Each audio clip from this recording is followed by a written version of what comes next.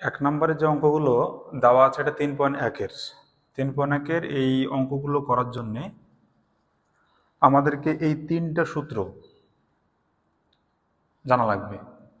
এই তিনটা সূত্রের মধ্যে আমাদের এক নম্বরের যে অঙ্কগুলো এখানে দেওয়া আছে আশা করি সবগুলো হয়ে যাবে। এখন এই তিনটা অঙ্কের মধ্যে এই চারটা এক নিয়মে আছে, এই দুইটা এক নিয়মে সমাধান হবে। এটা হচ্ছে এই দুটাতে যে কোনো একটা দিয়ে করাটা বেটার, এটাতেও করা যাবে। আর হচ্ছে তোমার এটা হচ্ছে যে কোনো একটা দিয়ে সমাধান করলেই হবে। অর্থাৎ এখানে যে অঙ্কগুলো আছে এই তিনটা সূত্রের মধ্যে সমাধান হবে। তো আমি এক নম্বরটাকে দেখাচ্ছি। এক নম্বরটা করলে মোটামুটি চারটা সমাধান করা যায়। কিভাবে দেখে নাও। ক নম্বর 2a + 3b এর বর্গ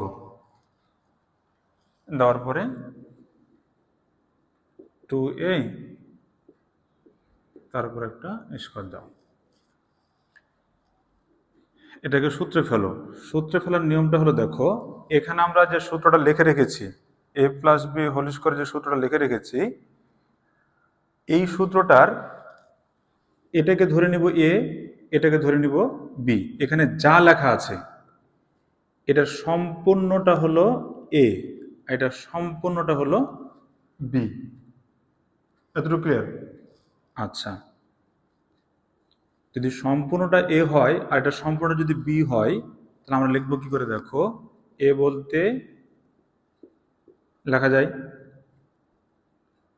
+2ab লেখা যায় plus a square plus 2ab plus b square. অর্থাৎ যা থাকবে সেটাকে ধরে নেব a, যা থাকবে সেটাকে ধরে নেব b। সূত্র ফেলে দিয়েছি। এখন ভাঙার যে নিয়মটা বা সমাধান করার যে নিয়মটা সেটা হলো, দেখো বন্ধনীটা যদি তুলে দিই তাহলে এই পাওয়ারটা দুটোর উপরে আছে। অর্থাৎ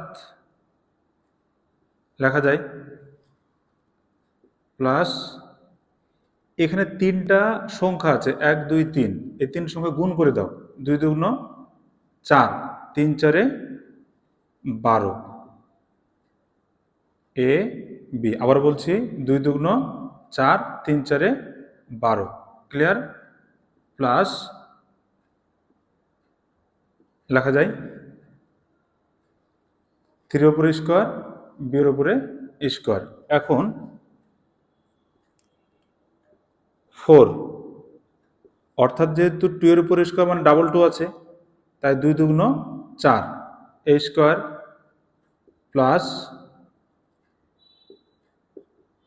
এখানে ডাবল 3 আছে, তাহলে গুণ করে দাও। 3 3 9 b স্কোয়ার। এই হচ্ছে আমাদের সমাধান। যদি এটা বোঝা যায় আরেকবার দেখে নাও। এটাকে ধরে নিচ্ছি a, এটা হচ্ছে b। a square plus 2ab plus b square বন্ধনী তুলে দাও।